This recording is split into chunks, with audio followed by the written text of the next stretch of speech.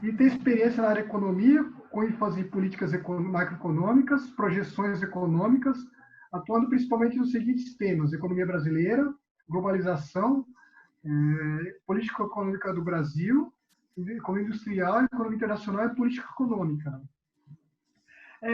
A ideia de trazer o professor Lacerda aqui, mas a CONACACH tem discutido esses últimos tempos, tem tido muitas discussões das diversas carreiras de Estado que compõem a nossa confederação. E o que a gente tem discutido tanto a questão da crise econômica que está posta, temos discutido quanto a questão da necessidade de tributação de grandes fortunas, temos discutido a necessidade de emissão de moeda, temos discutido a necessidade da renda básica. Então, são vários temas que têm sido tratados, só que a gente precisa, pelas nossas discussões, a gente precisa de alguém que fundamenta, alguém que conhece, que é estudioso do assunto. E a ideia de trazer o Lacerda aqui nesse sentido, de você tentar amarrar de forma fundamentada. E, para começar, eu já passo para o... eu esqueci de falar, o professor Lacerda também é autor desse livro aqui, O Mito da Austeridade, né? Quem tiver interesse, a gente pode passar depois, né? Eu já passo para ele para as considerações iniciais, né? São, acho que 5 minutos de considerações iniciais. Muito 5 bem. minutos para as considerações iniciais, né? Muito bem. Obrigado, Antônio Carlos. Obrigado, Daniel. Obrigado a todos os demais diretores da CONACACH aqui presentes, né? E também aqueles que nos acompanham pelas redes sociais. É uma grande satisfação, uma grande honra estar podendo compartilhar algumas ideias com vocês, né? Num momento tão grave. Nós estamos na maior crise econômica global. Não que a gente não tenha tido precedentes. Houve precedentes, tanto de pandemias, peste negra, gripe espanhola, né? Assim como nós tivemos também crises econômicas gravíssimas. O que distingue a crise atual é que ela ocorre em meio à globalização econômica, né? A globalização econômica que se intensificou a partir do final do século XX, né? Ela dá uma dimensão, né? Uma conexão muito forte entre os países. Então, isso magnifica o efeito da crise econômica. E essa crise econômica ela é decorrente de uma crise de saúde, né? Cujos desdobramentos são impossíveis de prever, porque não há uma vacina segura, ainda um medicamento, uma forma de combate. E a forma de combate implica o isolamento social, o distanciamento. Então, isso impede a economia de andar, né? De gerar emprego, gerar renda. Então, isso afeta de forma desigual os países, as regiões, as classes de renda, né?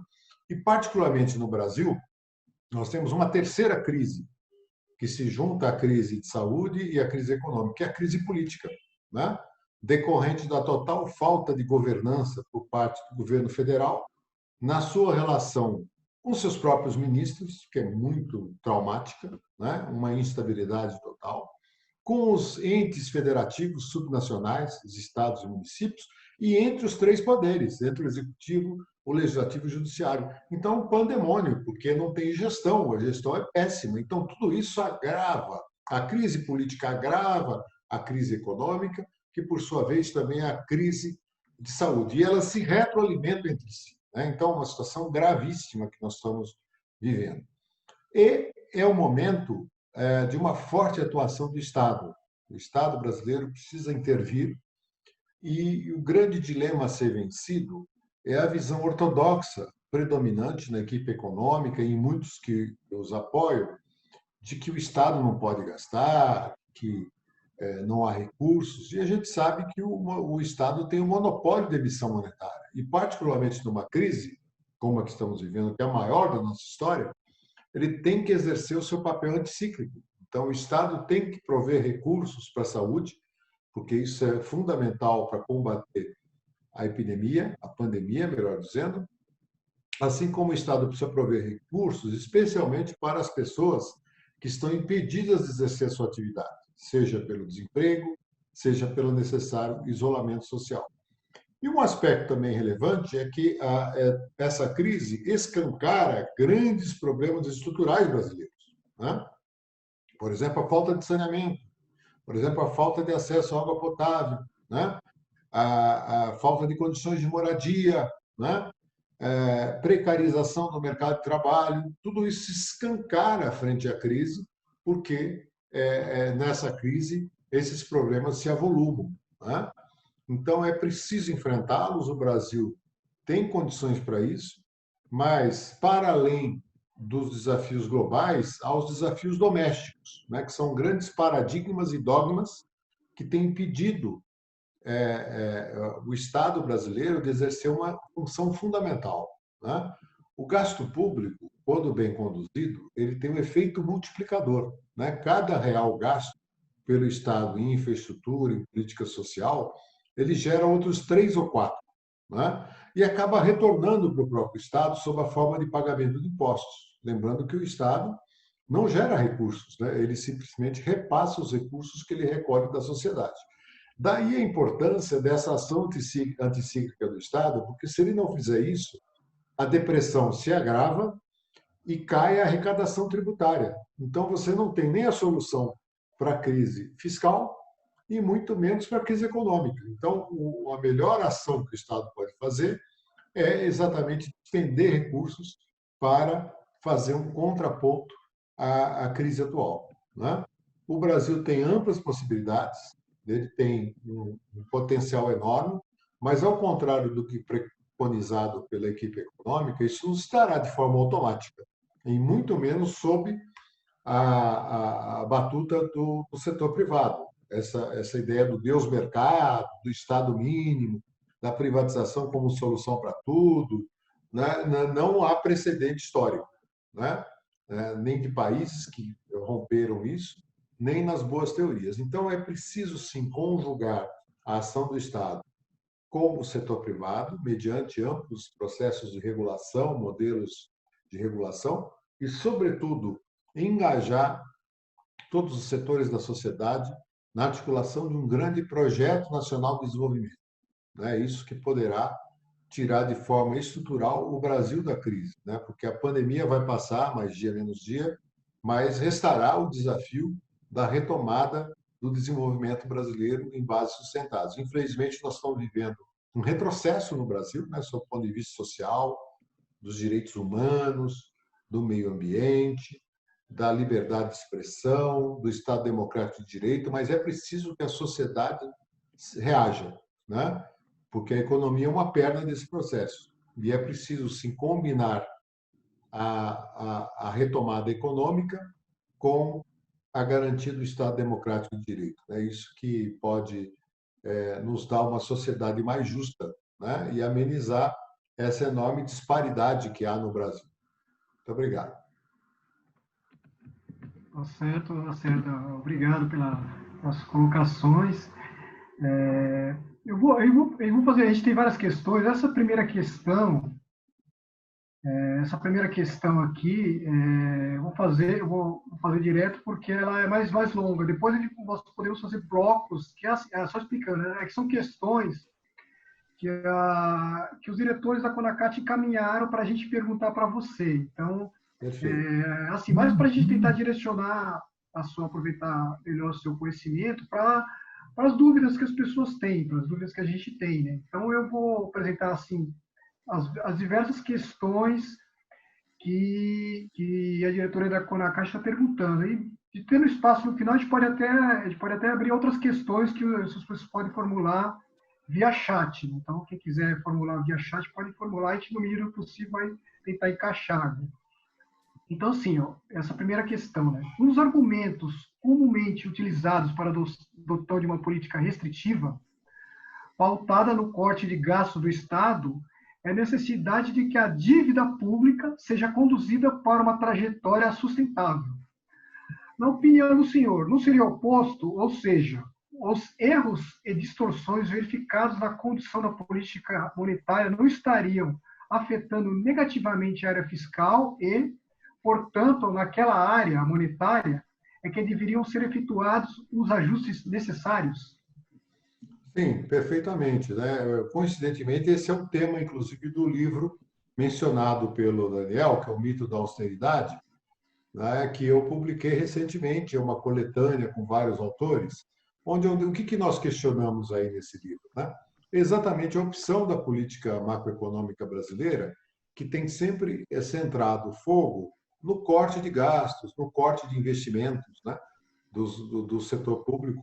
Isso é um verdadeiro tiro no pé, porque você aprofunda a crise, né, não equilibra, ao contrário do desejado, o lado fiscal, pelo contrário, gera mais desequilíbrios e agrava os problemas estruturais, né, a concentração de renda, a pobreza, né, a precarização do trabalho, né, a precarização dos serviços públicos, saúde, educação e tudo isso.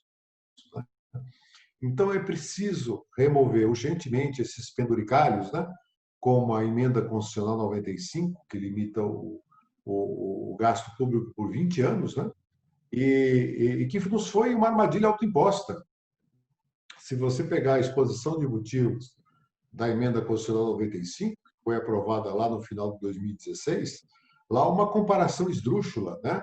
Entre o orçamento doméstico e o Estado. Ora, por que o orçamento doméstico é diferente do orçamento público? Primeiro, porque nós, pessoas físicas e empresas, nós não temos capacidade de emissão monetária, nós não podemos emitir dinheiro, o que o Estado pode. E também a nossa capacidade de endividamento é muito limitada, até pelas taxas de juros que são cobradas no Brasil. Né? Então, o Estado brasileiro pode e deve emitir, ele pode e deve se endividar, e ele precisa fazer isso para enfrentar especialmente a maior crise da nossa história. Isso não é novidade, na verdade, nós estaríamos apenas reproduzindo o que os países mais sensatos têm feito. Eles têm expandido o seu déficit, têm expandido a sua dívida, né? Mas não porque eles não tenham responsabilidade fiscal, pelo contrário, eles têm muita responsabilidade econômica e social.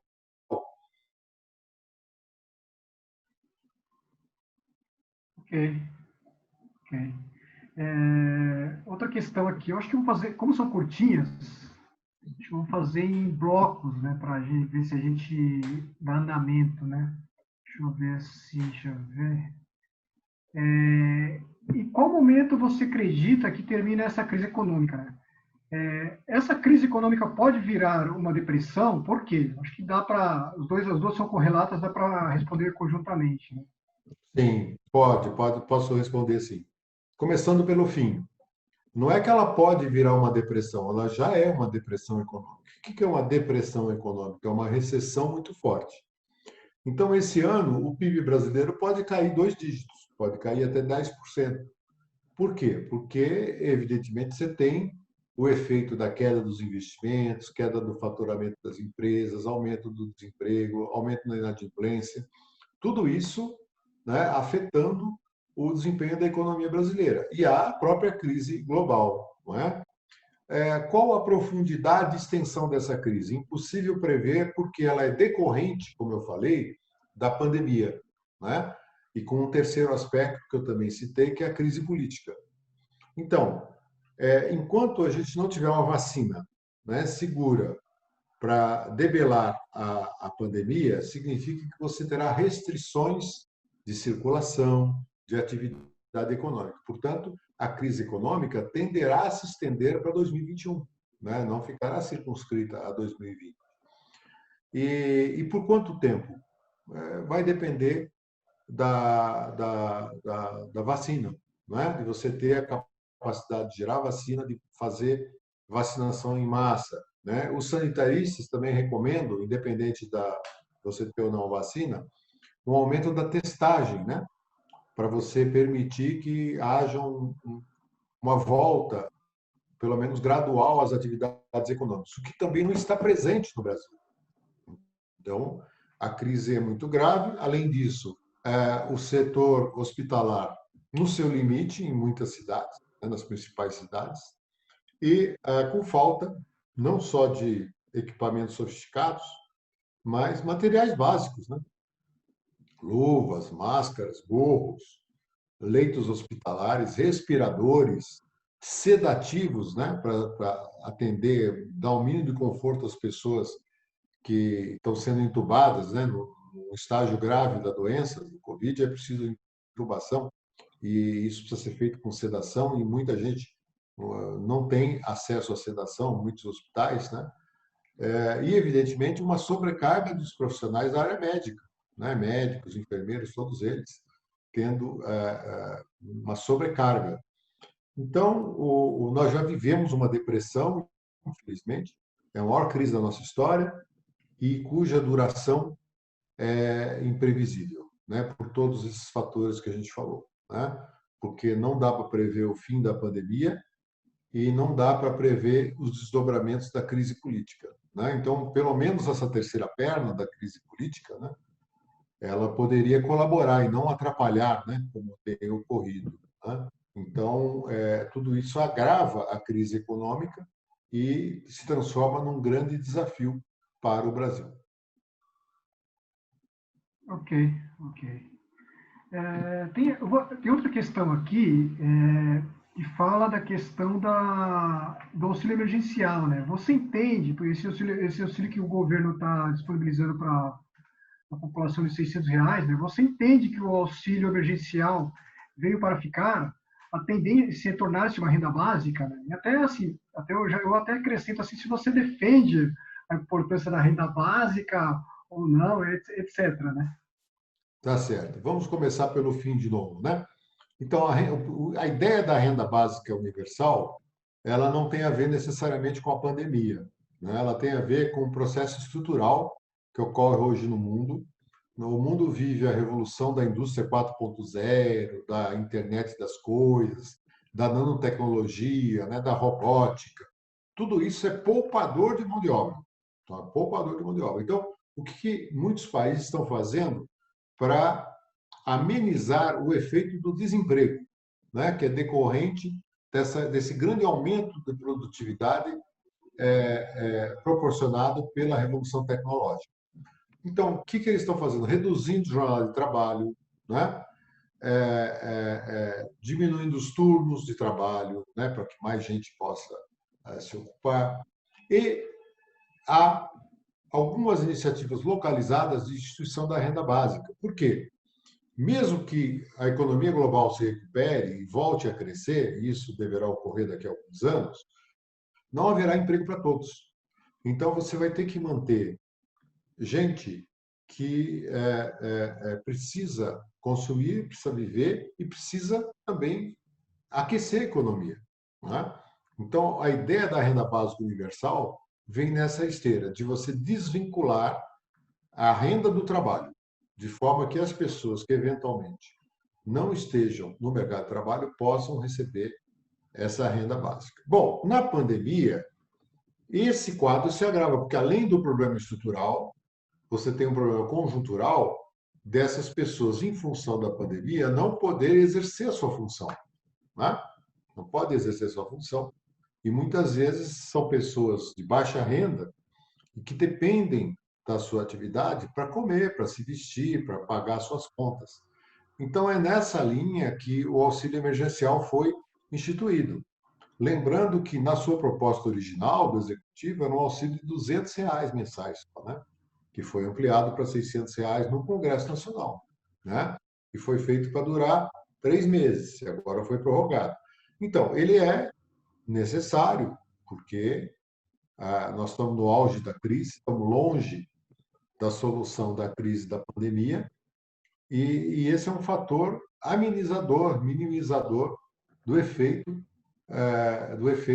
econômico da pandemia, né? De garantir um mínimo de subsistência para as pessoas. E, diga-se de passagem, é também uma saída para a economia, né? Porque se não fosse o auxílio emergencial, quer dizer, a depressão econômica seria mais profunda ainda, porque quem mais gasta é quem menos ganha, tem a propensão maior a consumir, né? Então, as pessoas recebem os R$ 600 imediatamente devolvem nas suas localidades, né? Vai no mercado, no açougue, vai pagar as suas contas, então isso faz movimentar também a economia. Então, ela tem uma função social, uma função econômica, né? Necessária nesse momento. Ótimo. Então digamos que veio para ficar de verdade esse auxílio emergencial, né? Eu queria assim O antes. ideal, né, Daniel? A gente sabe, você também estudou economia, e Sim, todos aqui sabem, que não é uma solução, é um paliativo, né? Sim, sim. Ideal, né, é o mesmo raciocínio do Bolsa Família. É o ideal? Não é o ideal, mas é necessário em função das desigualdades existentes no Brasil, né? Especialmente em função do desemprego, né? Então, você tem que criar um amenizador. Qual seria o mundo ideal? Que todo mundo tivesse acesso à educação, à moradia e a emprego, né? Porque aí as pessoas poderiam se autossustentar, independente do auxílio governamental. Mas isso não ocorre, né? E falar em meritocracia, né, num país com a nossa desigualdade, é absolutamente injusto e irreal, né? Porque as condições de saída não são as mesmas, né?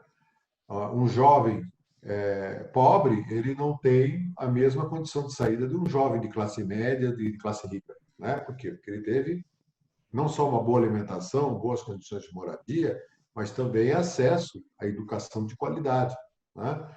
Então, a pobreza se retroalimenta. Nesse sentido, tem que destacar aqui, ao contrário também de vozes muitas vezes correntes, que criticavam o Bolsa Família por não ter porta de saída, né? Esse era o discurso, né? Não, porque você tem que ensinar a pescar, não ficar dando peixe, tem porta de saída. A porta de saída do Bolsa Família é o compromisso dele manter os filhos na escola. Isso é romper 500 anos de pobreza, de pai pobre, filho pobre, neto pobre, né? O rompimento é esse, né? Exatamente. Então, você vincula o pagamento da renda mínima à permanência do filho na escola. Ah, mas o ensino não é de qualidade. Sim, mas eu pergunto o seguinte: para esse cara que não tem nada, o que é melhor? É o ensino um ensino, qualquer ensino ou nenhum ensino? Então, qualquer ensino, pelo menos, o coloca no jogo, né? E ele poderá, eventualmente, se desenvolver. Agora, a reprodução do ciclo de pobreza, que o filho precisa trabalhar para completar a renda, né? E com isso ele vai permanecer pobre, vai ter filhos pobres e netos pobres, o Bolsa Família tem esse mérito, né? De romper esse ciclo. E atualmente, diante da pandemia, o auxílio emergencial é necessário. Por quanto tempo ele vai durar? Enquanto durar a crise, né? Ok. Eu queria saudar a Sônia, aqui, as pessoas que entraram depois, a Sônia Ávila, que é até presidente do meu sindicato, né? A Fenale também, assim, a Fenale está presente aqui, assistindo também o evento, né? E eu vou passar para o Antônio Carlos, que queria fazer uma pergunta, que é a mesma pergunta, até estabelecer que é a mesma pergunta que o Mauri fez aqui. Então, eu acho que contempla que é questão do consignado. Eu abro para o Antônio Carlos para fazer essa questão, né? Que é assim mesmo porque ele está muito interessado nessa questão, que é uma questão que pesa muito para nossas carreiras, né? Fala, Antônio Carlos. Bom, primeiro eu estava tentando, Lacerda, acompanhar aqui, fazendo algumas anotações, e eu abandonei isso pelo volume de anotações que as suas colocaram, né? Então, eu vou ficar no seguinte, mas lembrando que depois eu gostaria, Daniel, que passássemos a palavra para o Amaury Perusso, presidente da Finanças TC, que, inclusive, também é corresponsável por esse momento, e as ponderações dele. Eu queria colocar, Lacerda, o seguinte: primeiro, que como que as estruturas, eu vou fazer em 2 ou 3 colocações, como que as estruturas de Estado e podem, de fato, colaborar nesse processo.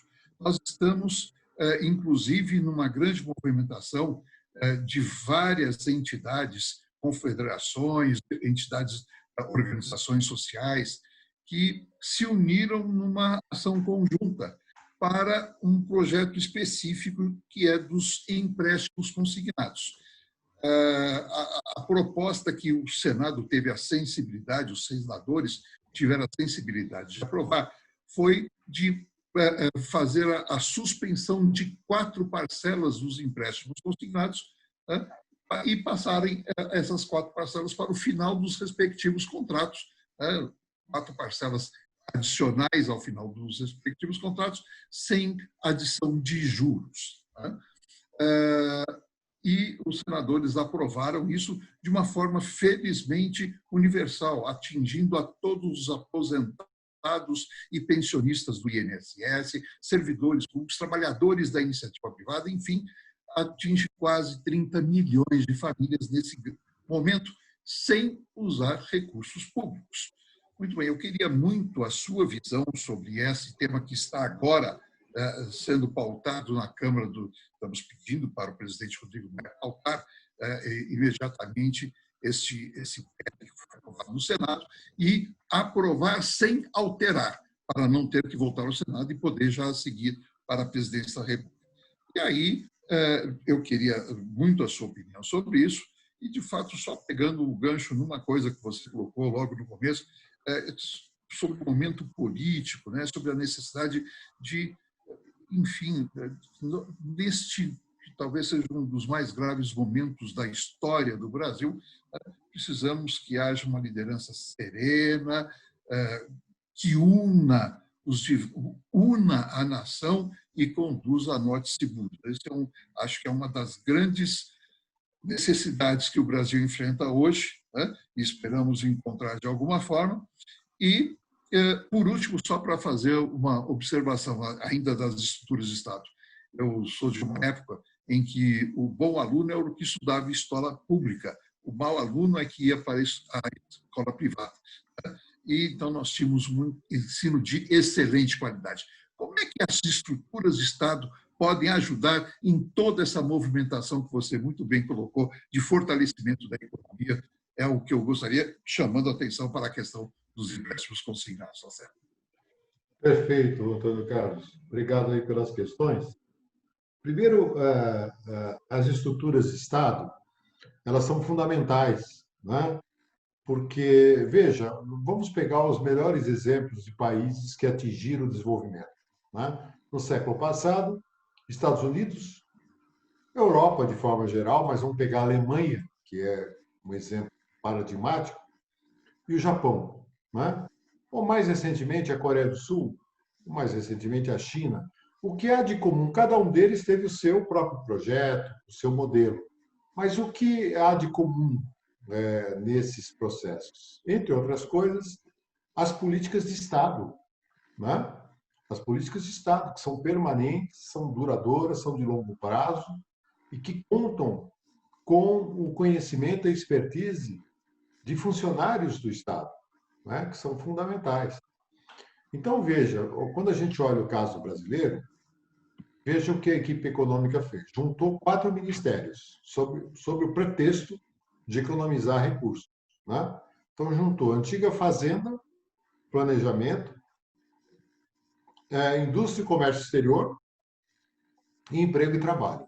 Como se tudo isso pudesse juntar numa coisa só, né? Juntou, criou um elefante branco, porque você não tem interlocutores, né? Você não tem expertise, né? No entanto, então, para você fazer políticas públicas, você está limitado, porque tem uma grande estrutura, mas que não tem autonomia nas suas especialidades. Agora, o Estado brasileiro ainda detém, na área econômica, um BNDES, um IPEA, né? Uma BDI, sei lá, vários outros órgãos que têm carreiras de Estado e que podem colaborar na implantação e articulação de políticas públicas, né? E isso vai ser fundamental durante a pandemia e no pós-pandemia, né? Então, isso é muito importante. Com relação ao empréstimo consignado, perfeitamente, quer dizer, situações excepcionais como a que nós estamos vivendo requerem ações excepcionais. Então, o auxílio emergencial é necessário para o trabalhador, né? Para as pessoas. O crédito em condições favoráveis às pequenas e médias empresas, fundamental para a preservação dessas empresas. Nós já perdemos quase 500 mil de empresas, né, que fecharam já esse ano, em função da crise, da pandemia e tudo. E é preciso preservar o que resta das empresas, né? E o empréstimo consignado, o que é que tem que fazer no momento de crise? É realmente adiar o pagamento, né? Então, a medida mais correta é, de fato, nesses meses em que há o auge da crise, você suspender o pagamento, transferir esses compromissos para o final do contrato e sem cobrar adicionalmente juros, evidentemente, né? Então, isso é fundamental para a sobrevivência das pessoas. E, de novo, isso tem um aspecto econômico relevante, porque aumenta a renda disponível das pessoas e elas vão consumir mais, né?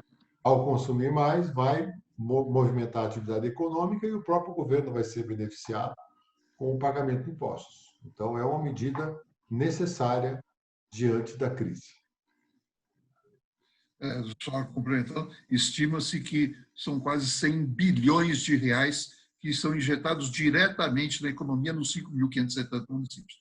Eu queria, Daniel, se você permitir, então, passar para o Amaury, até porque a Sônia Alves, presidente do Sindilege, tem uma pergunta colocada que eu tenho certeza que o Amaury vai abordar também, que é sobre emissão de moedas. Por favor. Está no chat aqui a pergunta dele. Acho que exatamente emissão monetária, tanto a Sônia quanto o Amaury estão comentando. Vamos abrir para o Amaury.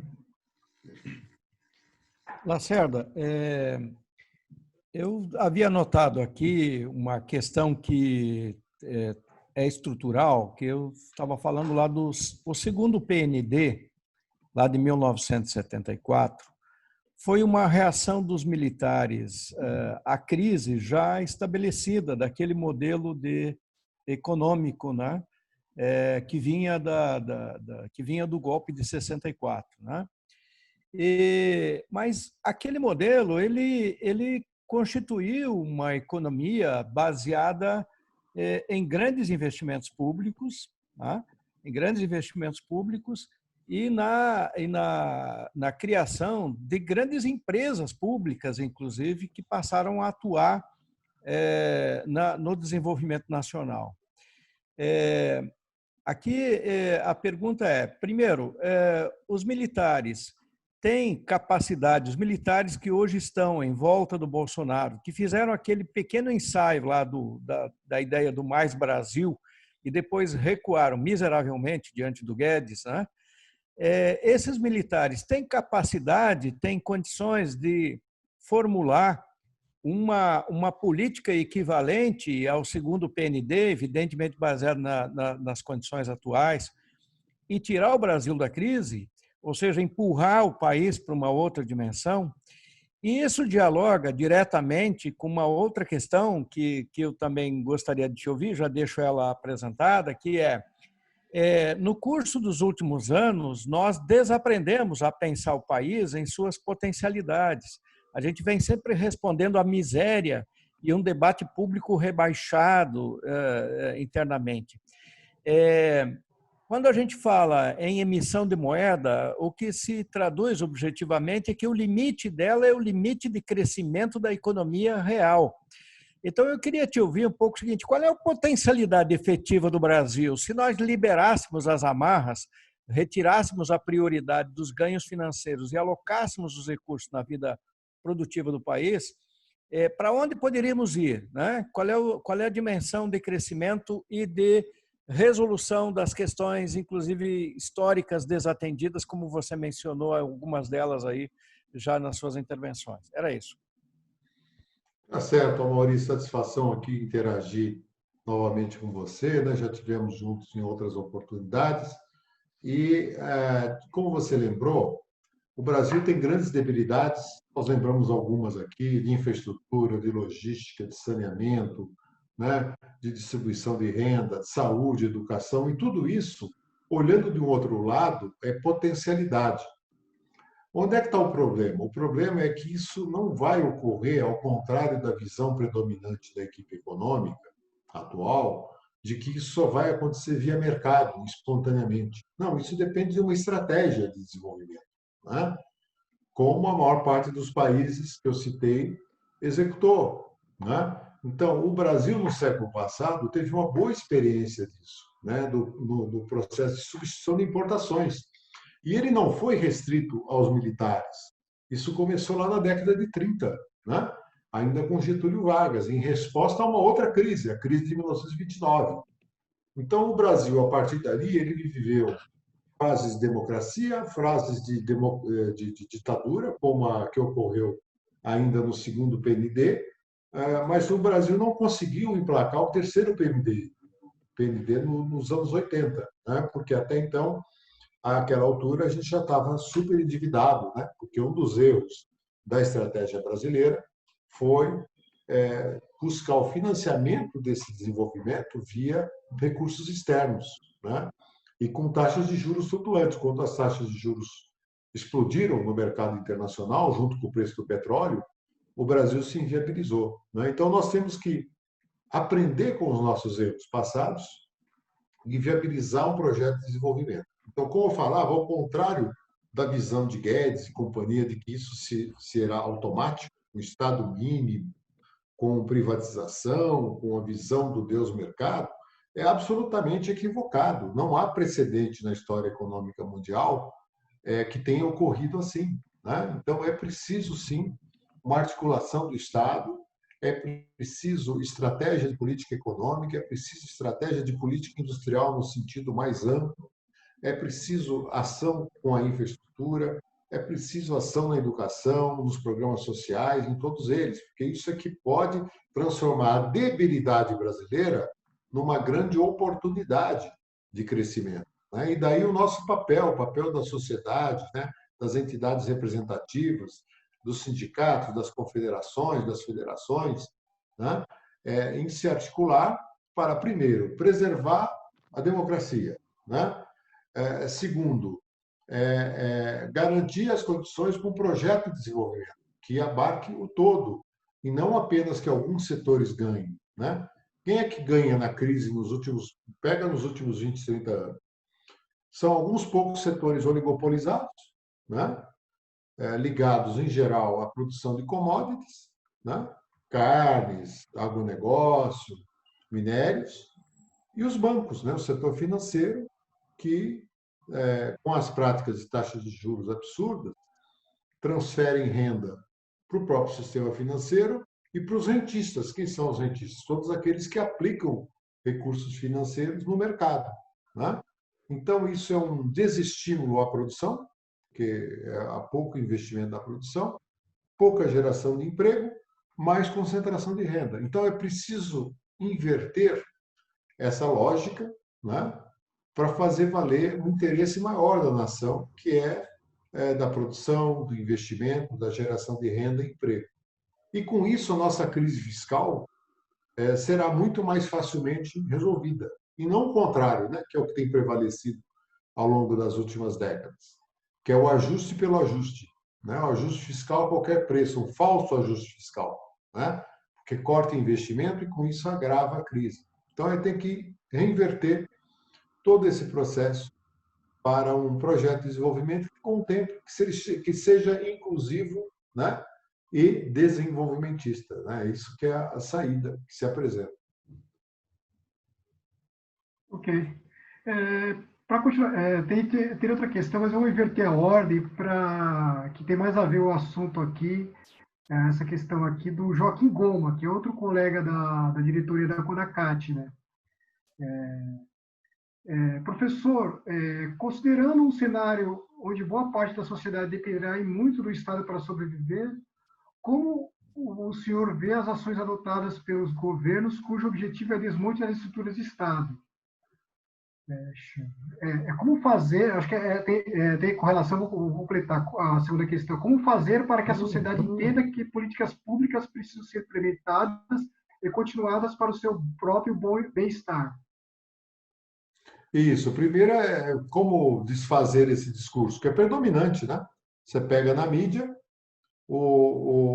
há uma falsa impressão para aquele que está vendo a grande mídia de que haveria um consenso entre os economistas que as políticas econômicas que vêm sendo adotadas são as mais adequadas, né?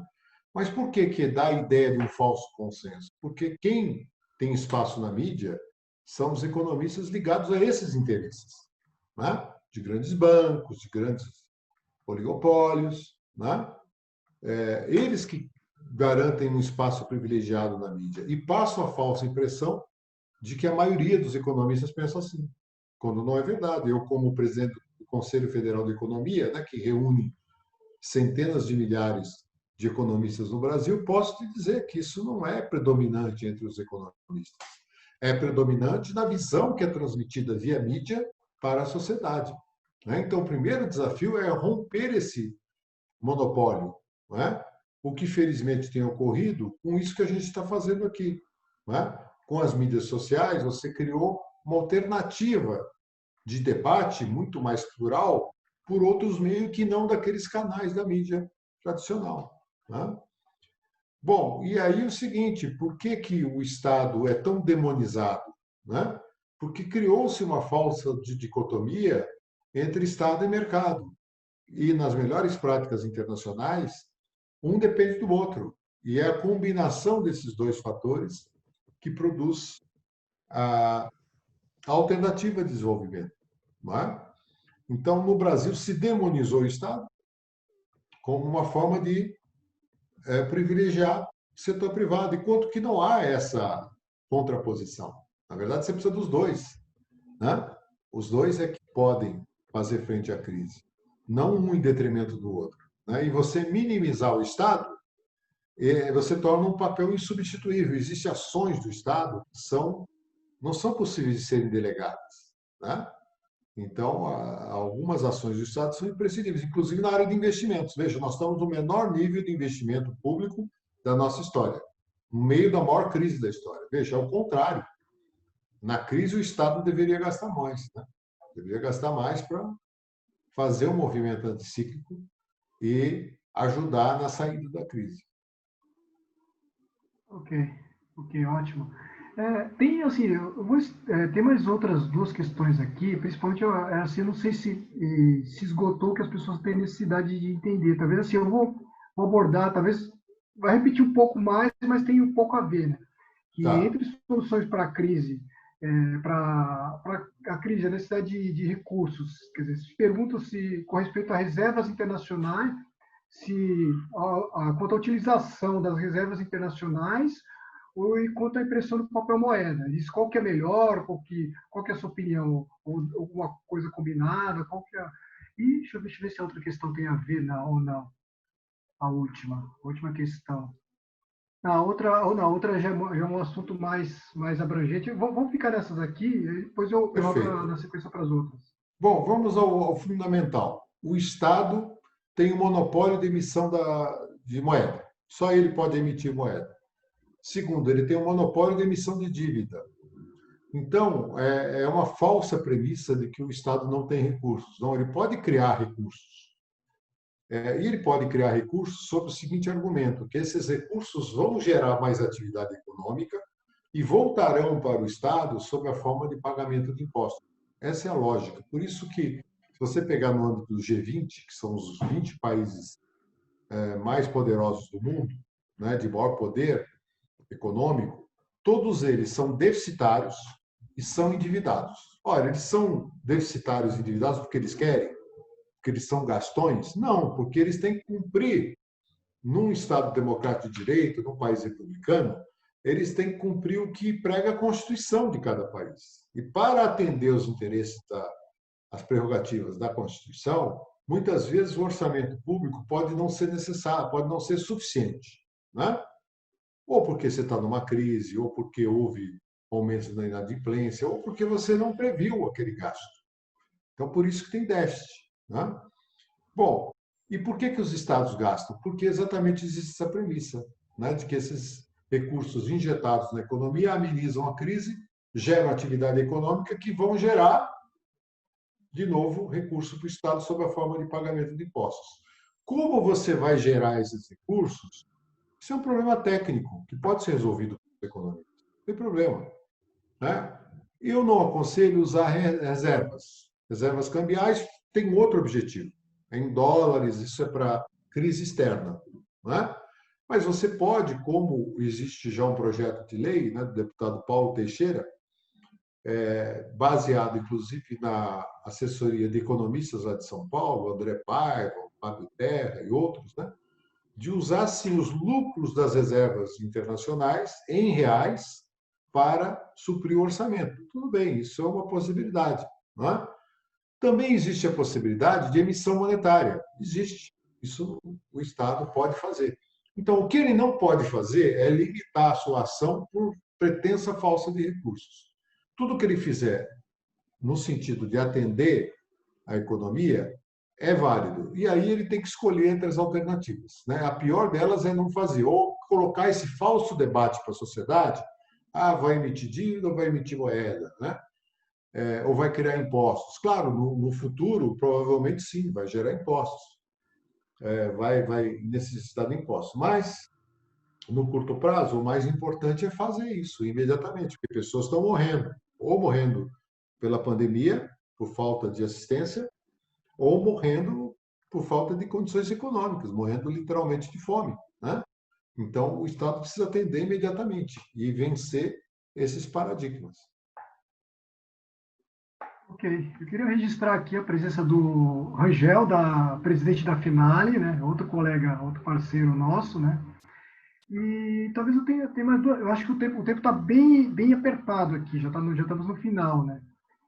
Eu vou ter que pedir assim, e ainda a Sônia Alves me pediu a palavra. Eu vou fazer assim. Eu vou tentar pedir para você tentar ser bem breve nessas questões. As duas têm uma correlação, né? Que é com respeito à questão, uma das expressões da política de austeridade adotada nos últimos anos revela-se por meio da emenda Constitucional 95, o teto de gastos, que você até já abordou a questão, né? Como o senhor avalia essa emenda, você já aceitou, assim, talvez o principal, ela se sustenta no médio e longo prazo? E outra Não, questão, não sustenta.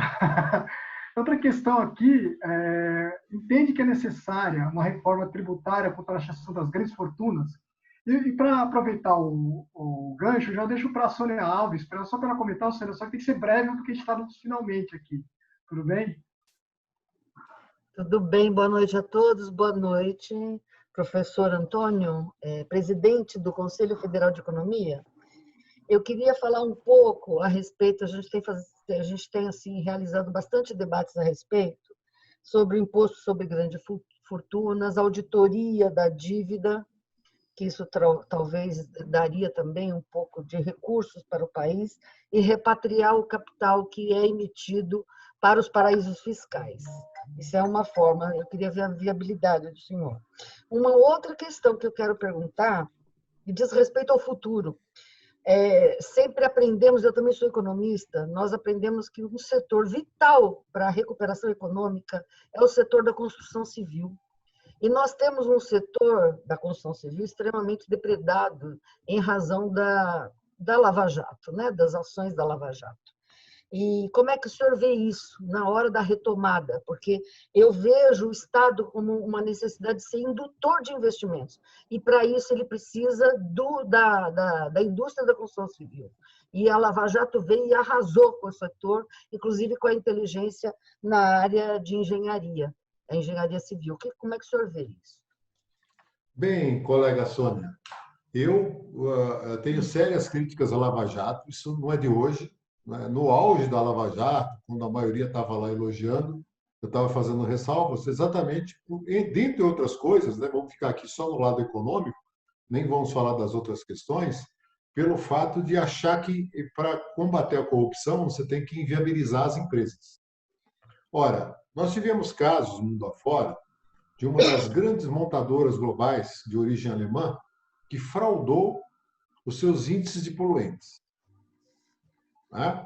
Isso foi descoberto, a empresa foi punida sob a forma de pagamento de multa. Os administradores afastados, processados criminalmente e multados. Mas a empresa seguiu o seu caminho. A sociedade alemã jamais admitiria você inviabilizar uma grande empresa, porque lá a função, eu estou falando porque da Alemanha, porque eu vivi lá, trabalhei lá 2 anos, né? A Alemanha tem uma plena consciência, entre outras coisas, da função social da empresa. A empresa é um ativo social, não é só dos seus acionistas. E no Brasil, esses promotores, esses procuradores da Lava Jato, fizeram o nome destruindo empresas, que é um absurdo, né? Setores inteiros que foram destruídos. Grande erro, né? Grande erro, e a sociedade brasileira, parte dela aplaudindo, né? Sob a pretensa ideia de combate à corrupção. Ora, claro, e se você coloca essa crítica que eu estou fazendo, então você defende a corrupção? É claro que não. Combater a corrupção de todos, né? Não só de um. Não vale só para um lado, tem que ser de todos. Não precisa destruir empresa, tá? Porque se destruir empresa, você vai gerar uma crise econômica gravíssima. Uma só das grandes empresas, você acompanha isso, Sônia? Foram 300 mil empregos diretos. Não é isso? Só uma empresa, uma dessas grandes consultoras. Diretos, hein? Se você multiplicar por 4, que são os empregos indiretos, você vai para mais de 1 milhão de empregos perdidos só de uma empresa. Imagine o conjunto dessas empresas. Então, é um grande absurdo. E a reforma tributária é absolutamente necessária. E o pior, os 2 projetos que estão no Congresso, a PEC 45 e a PEC 110, não vão ao âmago da questão. Não é porque só trata dos impostos indiretos, ICMS, IPI, com a criação de um IVA, que seria uma evolução em termos, porque você diminuiria algumas das distorções. Mas a principal distorção não está atacada, que é a enorme regressividade na estrutura de impostos. Né? Então, no Brasil, o mais rico paga proporcionalmente menos do que o mais pobre.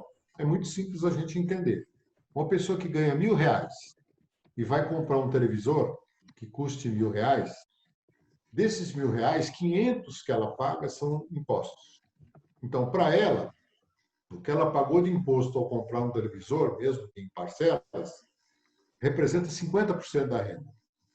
E alguém que ganhe R$100.000 e for lá comprar o mesmo televisor, vai pagar uma parcela ínfima da sua renda. Por isso que a maioria dos países faz a opção pela tributação direta, que é sobre a renda, que seria o nosso velho e bom imposto de renda, mas com característica progressiva e não regressiva, como é o caso brasileiro. Então, a reforma tributária precisa ser enfrentada. O que provavelmente vai ocorrer com a PEC 45 e com a 110 é o início do processo. Existe uma proposta alternativa que é a chamada reforma tributária solidária, né? Que foi elaborada por um conjunto de economistas, alguns da Unicamp e de outras universidades, e que ataca a questão da regressividade e que é preciso ser enfrentado. Então, existe aí uma agenda, né, de temas a serem enfrentados, são muito relevantes, para, finalmente, junto com um projeto de desenvolvimento, no bojo de um projeto de desenvolvimento, elas possam ser solucionadas para que a gente possa transformar esse grande potencial que é o Brasil, né, numa nação mais justa, mais rica, né, e com isso se desenvolver. Obrigado. Ok, Lacerda, obrigado. E assim, você tem mais... eu acho que não dá mais para a gente fazer mais nenhuma questão, já esgotamos às 18 horas, o professor Lacerda tem outro compromisso, né? Isso. Eu acho que acabei de fazer pedir as considerações finais do professor encerrar, assim, eu acho que não dá para abrir mais para mais ninguém, né? Eu acho que, da minha parte, foi uma boa conversa, né? Eu acho que, talvez, assim, a única coisa que eu colocaria assim, de adicional é que só mostra, pelo que você falou, o Estado várias vezes. Né? Então, assim, nós que somos a categoria de Estado temos a obrigação de estar trabalhando em cima. Aí eu abro para as considerações finais do professor. Né? Muito bem, mais uma vez eu quero aqui agradecer a oportunidade de estar falando com vocês. Esse debate é cada vez mais necessário, né, de todos nós que temos um compromisso com o Brasil, né?